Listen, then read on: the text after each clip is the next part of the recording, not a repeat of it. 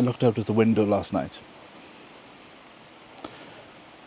and Topsy and Ollie were playing in the garden.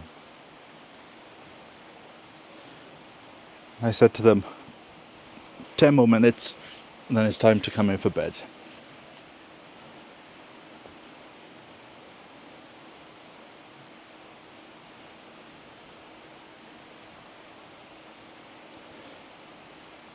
At about 8:10, I saw a post on Facebook asking if anybody had a ginger and white cat.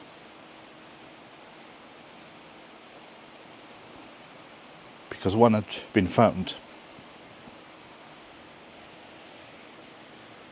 One had been hit by a car. And somebody had taken it into the house. So I picked up Ollie's bell.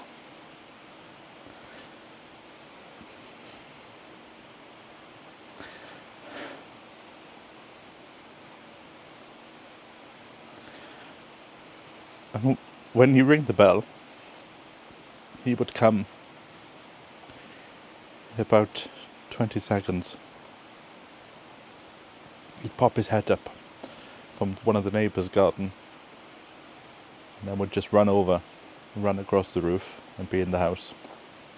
He was very good like that.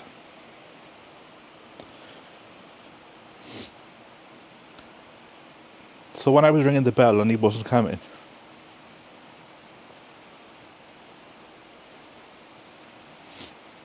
I just knew that it was him.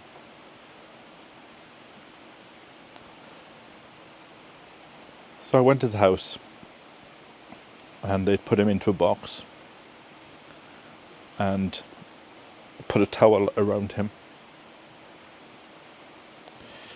He'd been hit on the left-hand side of the face by a speeding car.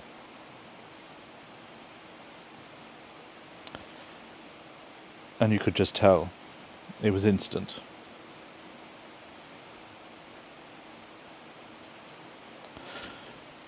So I carried him home, and he was still warm. And I kept thinking, 10 minutes now, and he'll jump up.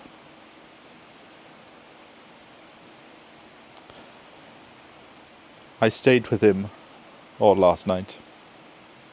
Left a light on in the room, and woke up at 2 o'clock in the morning because I could smell his fart. And he had a very potent smelling.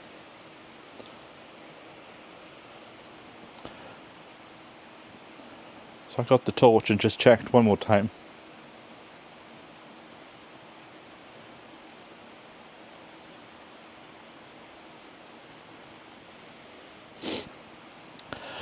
And then this morning I brought him down to the homestead.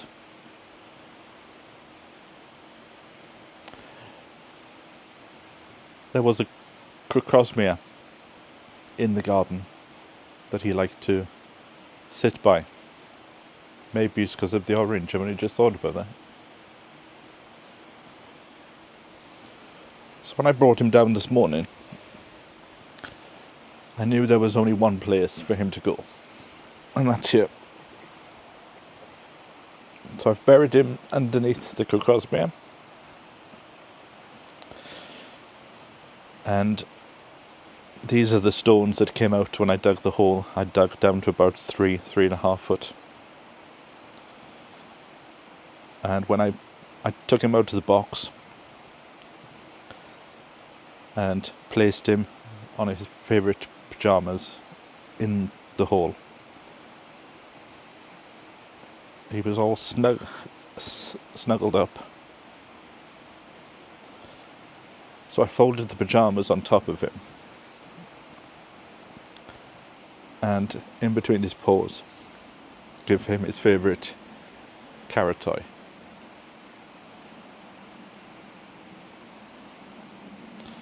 And his favourite bell that I used to call him with. And when I placed him in, he's facing in this direction. And there's a porch here, but there's no stones at all.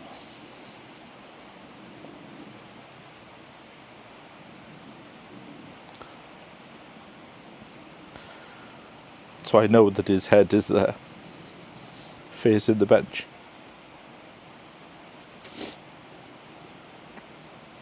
He was born on April the 23rd, 2025. And he died last night. And when I was working out the dates,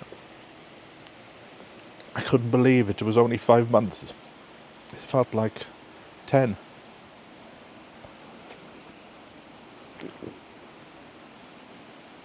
And when I was looking back at pictures of him at 2 o'clock this morning, I thought he's really grown in the last month.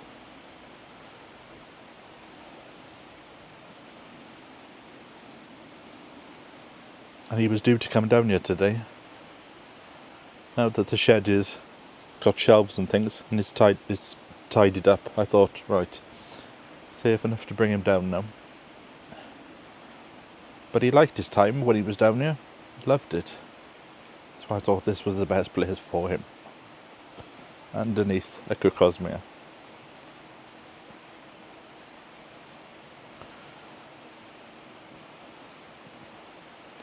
I've also put a very thick slab stone.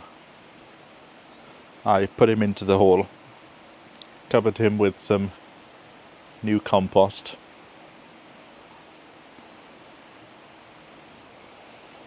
and then about 6 inches on top of that I put a very nice black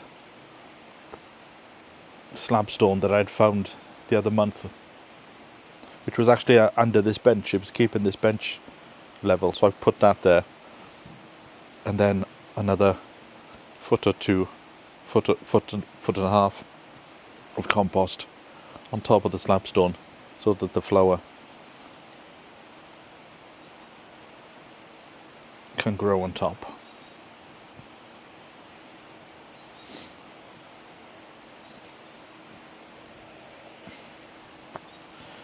It may have had a short life, but it was filled with laughter.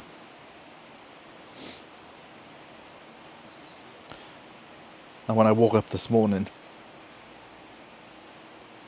you could just tell that the house was quiet. There were certain things he would do in the morning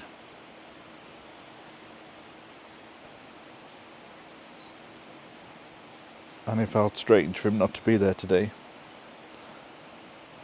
But easy to think that he's just staying in bed for an extra hour today. So it will probably hit me more in the coming days. So I will see you whenever I will see you.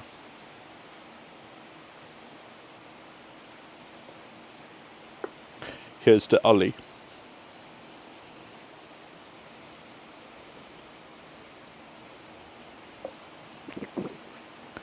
Beautiful.